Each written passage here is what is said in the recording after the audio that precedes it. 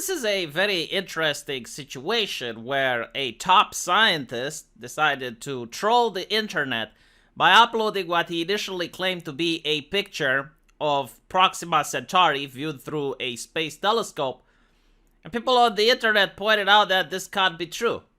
I don't know how the people of the internet managed to figure this out without fact checkers and scientists and the consensus. But even I, as a layman who was looking at this, would point out that, yeah, this doesn't seem to be something from a telescope.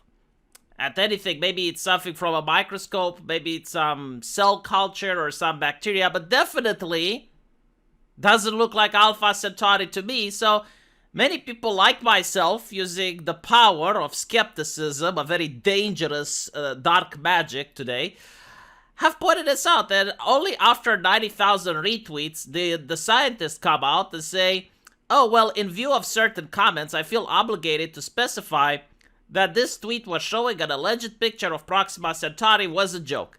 Let's learn to be wary of arguments from position of authority. Oh my fucking god. Listen to this. So this is what a top scientist says, okay? Like the science is telling you, be wary of the arguments from provisions of authority. Like, really, motherfucker. Like, how can you be wary if the Trust and Safety Council of social media are always enforcing those positions of authority? I mean, it's not like people genuinely believe everything that comes from a position of authority, but if you post something that contradicts the science, your post gets banned, your channel gets deleted. There were so many scientists fired recently for contradicting the consensus. I mean, what the media and the institutions fail to differentiate is that there is the science as the process through which we find things, the scientific experiment, and then there is the science as an institution. Now, every single institution throughout human history, from the church to the science, is being staffed by people. People are fallible, people can be corrupt. And this is what is happening. Like, you have the institution, the science as the institution, which is dictating what people need to believe. And those beliefs are then transformed into the realm of politics, to the realm of enforcement. And this has happened throughout human history. Like, you would have a king that enforces something, and they justify it. It's like, well, God said so. So you're not contradicting the law of the king, you're contradicting now God. And God didn't say so. Like, no, God didn't commune with anyone. The church came up. The church staffed by people, they came up with something. And then the king used that something in order to justify whatever law he wanted to pass, whether it was popular or unpopular. The Good Price, for example. The Good Price was the first time in human history that I know of where a country decided to do price rigging. And it had economical catastrophe. But it was the church that came up, well, with merchants. They should actually have a good price. They shouldn't price gouge. So then the king said, okay, well, we're going to fix it.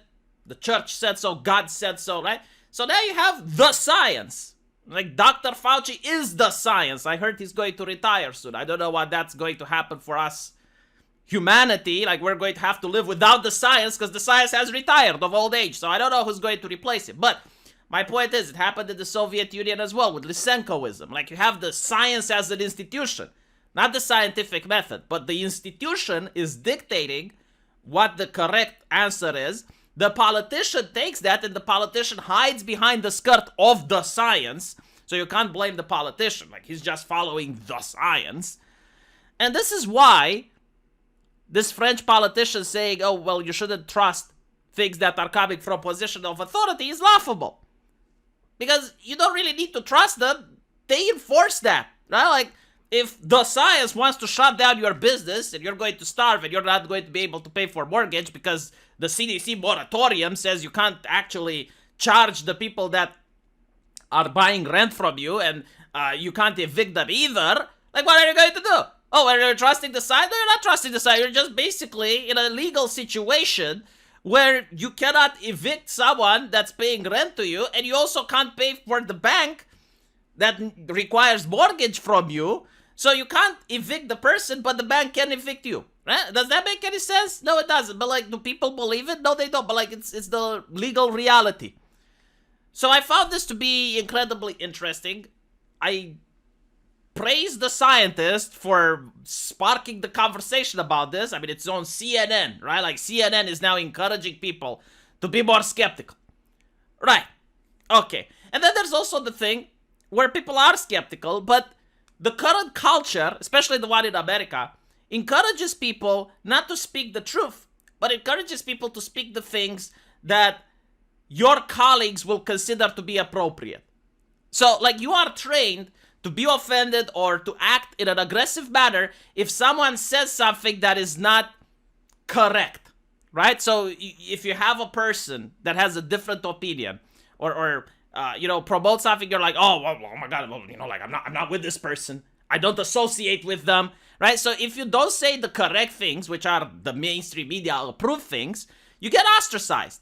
So, a lot of weak individuals that are afraid to challenge the status quo, to speak their mind, to say like, look, I don't believe in this nonsense, they are not going to actually say what they're thinking. They are going to say what they know is going to be socially and politically correct. And in their private homes, they're going to have completely different opinion. Like, I have spoke with left-leaning people that in public, they were like supporting everything that the media was telling them. But when you actually have a conversation with them, they're like, oh yeah, well, this is kind of ridiculous. Yeah, I don't agree with this. I mean, this is nonsense. But they would never hold those opinions in public. Because that is what the culture is training people to do. It's not like people are idiots and they don't realize, well, like, okay, so the government tells people to stay at home and stay safe, but at the same time, they encourage people to go out and protest. Like, something doesn't add up, like, it's a little bit bizarre. Like, one of them can't be true. I don't know which one, because I'm not an expert. But, like, one of them needs to be excluded, because both things can happen at the same time.